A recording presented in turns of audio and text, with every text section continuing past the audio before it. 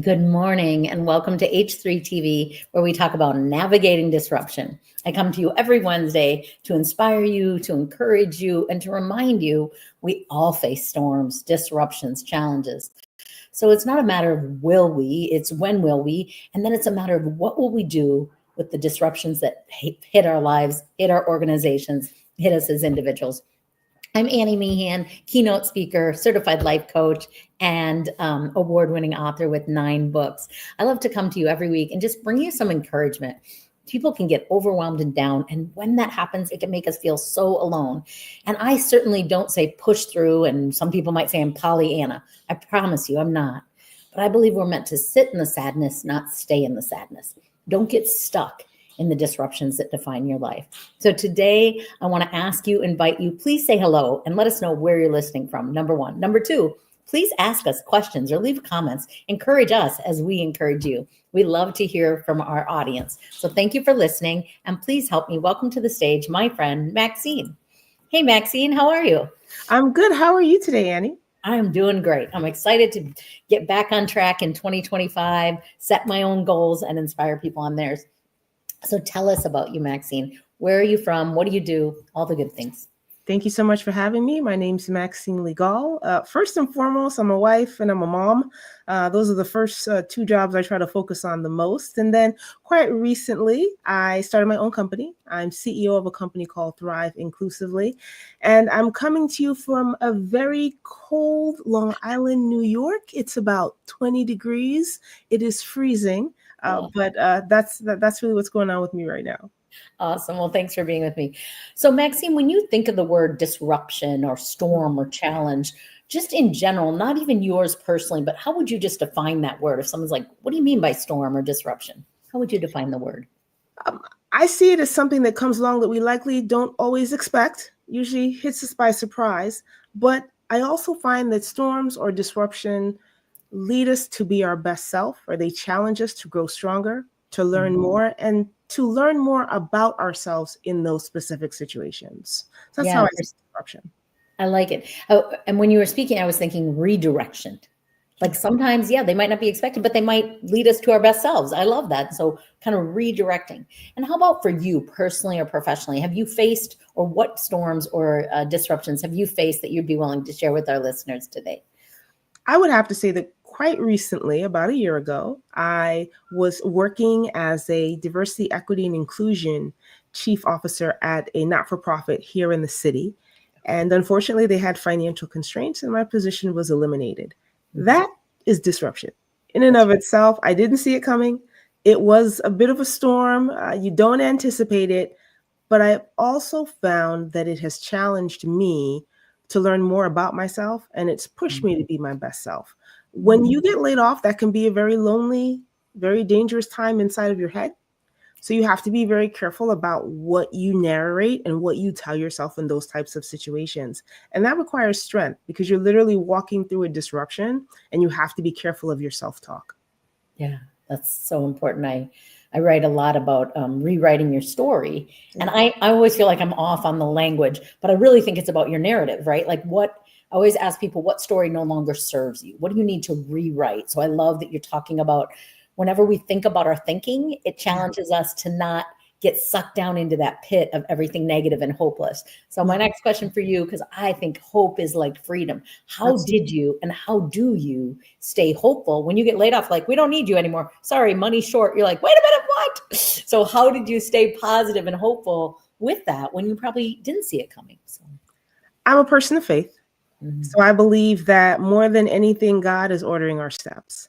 And so when things like this happen, we can easily say, how could this happen? The shoulda, woulda, couldas, the regret. Oh my goodness, this is terrible. What did I do wrong? I should have done this instead of that. Maybe that would have led me down a different path. And you have to stop and you have to literally hit the brakes. Like, no, don't do that. This happened. Yes. God knew it was going to happen. Yeah, because he's in control. And then what am I meant to learn from this situation? And how do I continue to move forward? Because there's hope in every situation, even as dark as it may seem in that time. I do believe that God allows us to continue to have hope. So that's what I lean on. It's funny. There's a friend of mine. He he posted something on Instagram the other day, and he said that he had a setback. Something happened with him career-wise, and he had a setback. And he puts it in the post, and I came into his comments, and I said, that wasn't a setback, brother. That was a setup, right? That was an opportunity for you to grow. That was an opportunity for you to learn more about yourself and to be more successful. But it's about what we tell ourselves. And I think that's the most important thing. That's beautiful. I don't know if you know Danny Goki, but he's a singer and he has a song, "Your setbacks are for your setups," right? Setbacks for the setups. He's awesome. I love Danny, and I love gymnastics. And I think it's a gymnastic video. So I'm like, oh, that's so cool. And thank you for sharing that you're a woman of faith. I also am a woman of faith. And I, this week, was speaking at a church, and I was telling a girlfriend who we've been friends since we were teenagers, said, you know, I started my speaking business in the faith community 25 years ago, from middle school to junior high. And I said, I love it. Like, I feel so alive in it. But they always tell me they don't have money. And she's like, yeah, but if you really trust God, then you're just going to go where he wants you to be and the money will show up. And I think there's a truth to that, but it is hard to jump into that because there's mortgages and groceries and all the things. Absolutely. You know. But I love that you said you pay attention to how God is leading your steps and you trust that he has a plan. And those of us that have faith, we do need to know it's going to be messy, but if we truly trust, we're going to have the ability to prove that we have faith and that we can trust even when we're unsure, right? Right. I always want to know, Maxine, when something like a layoff, I know a lot of my listeners have gone through a layoff, and it can be so detrimental, not only to your financial health, but to your self-esteem, to your self-talk, to your emotional health and your family relationships. The stress can increase. How did you, and how do you stay healthy? And when I think of health, I always think about 7 areas. I think about your physical health, but your emotional health, your mental health, your relational health, your career health, your mental health, and your financial health, right? Like, how did you stay on track? And part of it, you said, think about your thinking, but tell me more. How did you stay healthy? How did you and your husband talk about being healthy during that layoff time? So I want to say 2 things. The first thing is, I think it's important that when we are in a position that is eventually or might be eliminated, we have to be careful that we don't attach our value to that position. A lot of times we get roles, we get these titles, and we say, well, I'm this now because I have this title. No, you were someone before you had that title, and you'll be someone after that title. And so you shouldn't attach your self-worth to that role. You're the one that brought value to that role. That role didn't give you value. You had value when you got there. So I think that that's like one of the first things that you have to think about. Number 2, in terms of how I've stayed focused or how I take care of myself, again, going back to being a woman of faith, I think it's how you start your day. I do start my day with prayer. I do start my day to kind of plan from a spiritual perspective, what I'm meant to accomplish for that day. And so I think that that's a great place to start. So that's the spiritual, but I also think it's important for us to take care of ourselves physically as well, because it's all connected. It's not, spiritually over here, mentally over here, physically over here. No, it's just like, it's interconnected. And so one of the things I've committed to doing is taking better care of myself physically. And that has helped me and helped my mindset in a remarkable way as well. So that's walking. I live close to a lake, so I go walk by the lake. It's exercising. It's doing those things as well. And then the other thing that I think is critically important is following a schedule for the day as well. I think that's helpful. Sometimes when you are working for yourself or working from home, if you don't have a structure set up, you'll find yourself folding laundry, at any point in the day. So I think it's also important to line up and have an understanding of what you want to accomplish throughout the course of that day. Those are the things that I think has helped me. I love that so much. And I love that you said, say it again. I want you to write that in the comments. It was good. You said your role doesn't give you value. You give value to your role. Absolutely. Right. Yes. I love that, Maxine. I think it's so important. I think as moms, sometimes I was a stay-at-home mom for a few years, and like you start to lose your identity. Like, who am I? I'm just a mom. It's like, well, there's no just in front of being a mom. It's an amazing role, but also I am a human being. Right. And I think when we have faith, we think I am the daughter of the one true king, whether I have a title, whether I don't have a title, whether I make money, whether people think I'm great or don't think I'm great, I'm still the daughter. And I love that, knowing your worth and that you bring it to a position. But I think that's very quotable, is you bring the value, the title, because we get caught up in our title as a speaker, as a business owner, as a CEO, an entrepreneur, whatever it is. Yeah. So that's no, but I mean, I think about it from this perspective. When you were born, right? And the doctor said it's a whatever. The doctor didn't say it's a CEO. Right. The doctor didn't say it's a consultant, it's a pineapple person. Yes. Right. The doctor just said what you were at that moment. You held value. You were born, you were breathing, right? And you were going to bring value based on being a human being. And I think that that's what we have to get back to and think about. I love that. I love this. Yes.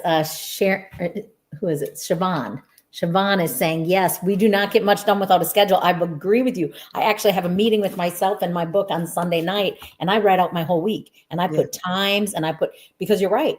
As a business owner, as someone that works from home, there are so many distractions, and even my phone will ring, and I tell my friends, I love you so much, but from 10 to 2, I will do my best not to talk to you, because I can have at least 4 really focused hours to grow a business. And they're like, well, aren't you the boss? I'm like, well, yes, I am. But if I don't work, there is no work. And if there is no work, there is no income. And the whole thing. So I love that routine. Yes. Thank you for listening. And thank you for reinforcing thank you, Siobhan.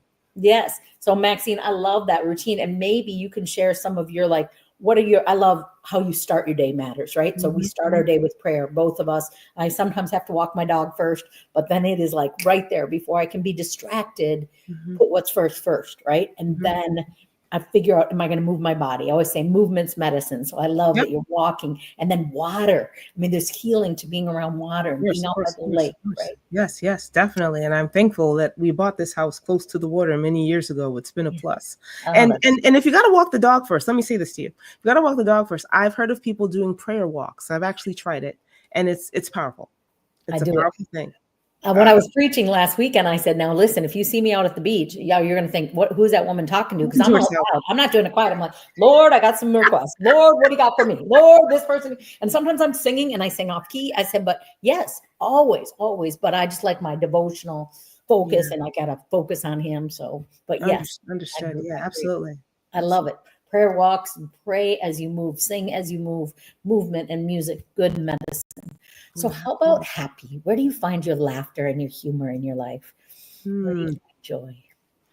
My family, we're funny people. My husband and my 2 girls, we do have a sense of humor. We spend a lot of times cracking each other up. So I'm grateful for that.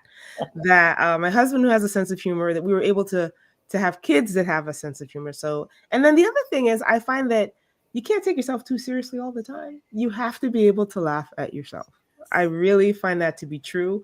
A lot of times we make mistakes and we beat ourselves up, but sometimes it's helpful to say, I made a mistake and that was kind of funny. Yes. And be willing to kind of laugh at yourself a little bit, because we're all human and we all make mistakes. I think that you have to be intentional about being happy. I think that you have to say to yourself, and this is for me, talking to myself a lot more and watching what my thoughts are, and not believing or listening to every thought that comes into my mind, but really saying when something comes into my mind, saying, wait, what did you just say to yourself? And then being able to retalk my way through it and saying, hold on, what's the good thing about this? What's the positive? What's funny about it? What can I learn from it? And I think that having that type of internal conversation with yourself is important. I'm also happy with Netflix. I just watched a great movie called The Forge. It made me very happy. I don't know if I don't know if I can say that on the live stream. No, you can, of course. I think I watched it too, but now my brain's going blank. Tell me, remind me. It's like a sequel to the movie The War Room with Priscilla. Yeah, that's right. Oh, and her son. Oh, it's beautiful. It's so good. And then I watched, I think it's called The 6888. It's the story about a Army Corps of Black women during World War II. Wonderful movie. I then, I might watch something on PureFlix or something like that. But it's a matter of saying, hey, what are the things that make me happy? What are the things that bring me joy? And being kind enough to yourself to do those things on a regular basis. Yeah. I think that's important too. And I love, Maxine, that it's intentional. I did watch The Forge and it was great. It was beautiful. I debate what will I let come into my eyes and my ears and what will I not, right? Like I want the positive, I want the hopeful, and people be like, you're too positive. I'm like, oh no, there's plenty of negative in the world. I need some belief Yeah, in that definitely. people are good and that there is good, because there is. And I don't want to ever forget that. I also love that you have humor. I think that a family that laughs together stays together, right? Prays together, stays together, laughs together. And I think when you have a good sense of humor, you're not quite as sensitive, and we can laugh at ourselves. Like I think I'm such a dork and I crack myself up. I do not think my husband thinks I'm as funny as I think I am, but I think I'm hysterical. Like, and my husband's like, half the people don't even get your jokes. And I'm like, yeah, but inside I'm cracking up. So whether they get it or not, I'm still good. So I love that. I mean, I saw your TED Talk, Annie. You're pretty funny. But okay. I love to be silly and funny and all those things. I want to ask you, Maxine, what would you tell your younger self prior to getting laid off? Like, I will never be laid off. I'm 20 years old and I'm kind of a rock star. What do you wish you would have known back then? Because it happens to lots of people, right? Like life happens, let alone layoffs. What would you have told your younger self, or a younger self listening who's in a job and feels like, this is my value, I've got a title, here I am, nothing bad will ever happen to the me. world. I'm a good person. Yeah, I would tell myself, you're gonna get laid off, and it's not the end of the world, and life goes on. And once you find out you're laid off, keep breathing, right? Because you're alive. I think that that's like the most important thing. People fear, like, oh my gosh, what if I get laid off? What if I get laid off? And I think that you have to come from a perspective of, what if you do get laid off? What are you going to learn? How can you move forward? I know that the times I've been laid off, and I've been laid off twice, one of the things it gave me was an automatic vacation. And so I had the opportunity to take time for myself, to learn more about myself. And I think that that's important as well. And then I would say to my 20-year-old self, being laid off doesn't make you a bad person. You're not a failure. And I want to say that to someone today. Someone cannot be a failure, okay? A failure is an event. It's not a person, okay? So, there are failures in life. There are failures in science, in business. Things fail. But a person cannot be a failure. A person may have setbacks and failures in their lives, but that doesn't make them a failure. And that's something that I would tell myself, because we have to be careful with that type of mindset. And then I would tell my 20-year-old self, you're going to learn a lot. Take the time to learn in each position that you're in, because whatever you learn there is going to help you as you move forward. Even the bad experiences, even the not so nice colleagues or the not so nice bosses, they're still a blessing, because you're going to learn from them. I put a post on LinkedIn once that said, we learn just as much from good leaders as we do from bad ones. And bad leaders teach us how not to be. Yes. We have to be mindful of that. Those are the things I would tell myself. I would also, if I could go back in time, I would have told myself to invest in things like Amazon, and Apple, and a few other things, Target, maybe Walmart, but those are the things I would say. Yeah, I like it. I think we all have had a horrible boss, or if you haven't, you probably will. And I had one of the most horrible bosses. And I remember her screaming at me, and I was a single mom at the time, and she was screaming, banging her fingernail on the desk, and the fingernail went flying. And she said, "What is more important to you, your son or this job?" And I was like, "This job?" I mean, my son, I was like, "My son?" And she goes, "That's why I don't have kids. I will never." And I just remember her scaring the crap out of me, and me thinking, when I'm a boss someday, because I will be, I will never treat a person like her. Yeah, I did. I got a promotion right out of there as quick as I could after she said that to me. But it was horrible, and I needed the job, and I was a single mom, and I luckily was able to get a promotion. I applied right out, but I just remember her terrifying me, because my son's eardrum was like, it was horrible. He was really sick, and I needed to leave, and she was like yelling at me, and I was like, I'm already super stressed out as a young single mom trying to keep a job. But it was okay, because you're right. You learn. My point is just, you learn either way. You're right. We learn from the best bosses. We learn from the worst. And if we take the time to look for the gifts inside of the challenging moments of our life, we can carry them with us to the next relationship, to the next opportunity, to the next job, to the next employer. So beautiful. And it'll impact how we lead people, and then that'll impact how they lead people. I think a lot of times when we lead, or when we're being led, well, more so when we lead, we think it's just the people in front of us. But our impact as leaders, it impacts so many other people. It impacts the people that we directly lead, the people that will follow them then and for the future. But it also impacts their family life, their health, 100%. right? What they go home thinking, how they respond to the people around them. And so it's not something we should take lightly. For sure. I remember when I worked for this financial company for 9 years, they went through 3 rounds of layoffs, and I never got laid off. But watching your friends get laid off affects you. It's not, doesn't just affect. I remember because they would tap people at 4:00 and you'd watch them walk out. Oh, this is so horrible watching people you love and your friends be laid off too. So everything affects so many of us around. I wanted to know, Maxine, I know you're a speaker and you speak to audiences. I don't know if you do coaching, but do you have an audience member? Do you have a client that you've worked with individually or in a large group that what you taught, what you said, what you got them thinking about their thinking or about their relationships with inclusivity or whatever it was, do you have a success story that you could share with our listeners of some time when you used your words that helped somebody else? I spoke at Fordham University maybe about 2 weeks ago, right before the holiday. And I was in this classroom of about 30 students. I think they were getting their master's in healthcare administration. Okay. And the world is small because there were people in the room that knew me, that we've met each other at other venues or events. Okay. And so while I was speaking, I spoke a lot about my career, my journey, what it's like, where I've worked over the course of my career, and what I've learned. And there was a gentleman in the back, and he raises his hand and he says, "I know you. I've followed you for a very long time. And I just want you to know that you are an inspiration. And I really appreciate everything that you put out. And even what you put out on LinkedIn, it's helped me in a tremendous way. And even what you've said today for me is very helpful." And then after the class, he even reached out to me on LinkedIn.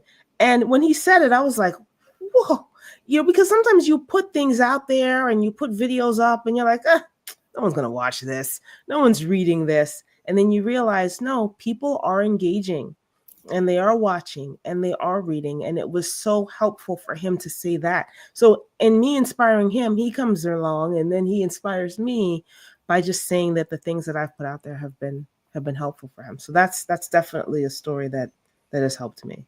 I love that, Maxine. And thank you for all your comments. Yes, please keep writing questions and comments, and we will definitely respond after the show. I love, Maxine, that you saw that also 2 parts to it. One, we do put things out there and wonder, does anybody even read this? Does anybody watch this? So not only did you get that reinforcement that, yes, people are listening to you, they're leaning in, they're learning from you, they're being inspired by you, but also that your work matters. Yeah. And I think that I sometimes forget, like people will write to me and say, I follow you every day. I just don't comment. I'm pretty private. Yes. But your work is how you get up every day. I'm going through being laid off. I'm going through a divorce. Right. I'm going through restructure at my organization. I'm leading a team of people and I have been feeling like I'm not leading well, and you keep encouraging me. So I think that your words matter so much. So I love that success. I love that reinforcement. And I love that he stepped forward and said, hey, I really appreciate what you do, because sometimes it's hard when we're working by ourselves, we're behind a screen and we're like, is anybody listening? Is anybody following? Am I adding value or wasting time? I love that you got that encouragement and it's a reinforcement. Keep doing it. It's needed. It's needed, right? Like people need that encouragement. It's what you say, right? I'm learning from you as well, right? This concept of being a pineapple. Yes. And being sweet on the inside. Yeah. And you find that people, that resonates, that kindness resonates, even if you're not, to your point, right? You put stuff out there, you may not, people engage, but they may not comment. But even what they draw from what you're putting out there, when it comes from a place of kindness, people need that. People need that today. Yeah. More than anything. I do not promote that I'm a DEI speaker at all, but I get asked sometimes to do it. And the reason why is kind of the pineapple philosophy of everybody deserves to be seen. And sometimes I think any of us as human beings can feel segregated differently for different people. But as a female, at times I do. As a single mom that I used to be, I did. Growing up in poverty and living in what some people call the projects, I did. But we all have our own lens we look through. And when I speak, people are like, what you're really teaching is that every human has value. no matter the color of our skin, no matter our gender, no matter our background, no matter our title, no matter, we all have value. So will you come teach us how to learn to love ourselves? Because I say I had to learn, took me a lot of years to like myself with all my messy parts, silly parts, different parts than other people. And instead of judging myself, when I stopped judging myself, other people's judgment of me mattered a lot less. Not at all, but a lot less. But when I learned to like me, I was like, okay, so you don't like me for whatever reason, whatever story you made up about me, it's okay. I like me. And that's why I get invited to speak DEI, is because I'm like, what if you liked yourself so much it wouldn't matter if someone else didn't? What does that look like? Now, obviously, we need to pay attention to organizations and have balance and all that. I'm not saying that. I'm just talking about that self-talk that you talked about, is when we are like, I'm amazing, I have things to offer the world. Then if I go, no, you don't, Maxine, I think you got laid off, you're never going to work it. If you are in a low place in our brain, we're like, oh my gosh, Annie's. But if you're like, oh, maybe I'm not for you, but oh my gosh, there's a whole world out there. There's some guy that just told me he needs me. When we learn that we have value, not to everyone maybe, but to first to ourselves, to God, then to ourselves, and then to the people that want to receive, it just changes. It's a game changer, right? It's like, I just finished a book called Killing Comparison from a woman named Nona Jones, and she talked about that. She said that we cheat ourselves when we walk around with this concept of I'm less than, and we begin to compare ourselves to other people. And towards the end of the book, she says, you know, when God created us, he created one of us. And that's the way he wants to keep it, just one. There's no reason for us to try to be like someone else, because if he wanted a duplicate of someone else, he would have created that. He created you to be you, know yourself, love yourself, and be yourself, and not try to compare and try to be other people. And I think that when you get to that point, that impacts the way that you interact with every other person that you come in contact with in life. 100%. Right. And now I think that too, comparison's a thief of all joy. I could be having the greatest day in the world. My husband brings me 2 roses. I think, oh my gosh, I'm so lucky I got 2 roses. And I go on Facebook and somebody got 12 and I go, oh, I want her husband. What, oh, my hair looks good. Oh, her hair looks better. Like all the things. Comparison is a thief of all joy. It takes away from us counting our blessings into counting, are we good enough? Are we measured? Do they have it better? It steals it. It's silliness. Anyway, Maxine, this has been great. Great talking to you. What is the best way for someone? I know they're going to want to hear more from you. We have lots of comments, and we will respond. We promise to every comment, to every question, Maxine and I will respond. What is the best way for someone to connect with you? If they want to learn more about what you do or who you are, where can they best find you? Definitely on LinkedIn. Okay. That's the best way to find me. I have a profile up. I have my company has its own page as well. And so you can find me there. You can book an appointment. I have a link on my profile. You can also inbox me on LinkedIn as well. That's the best way to find me. Wonderful. Well, thank you so much for being with us. Thank you to our audience. Thank you, Maxine. Thank you, everyone. And we will see you next week on H3 TV, where we talk about navigating disruption with hope, health, and happiness. Wishing you a wonderful 2025. Take care, everyone. Happy New Year. Thank you.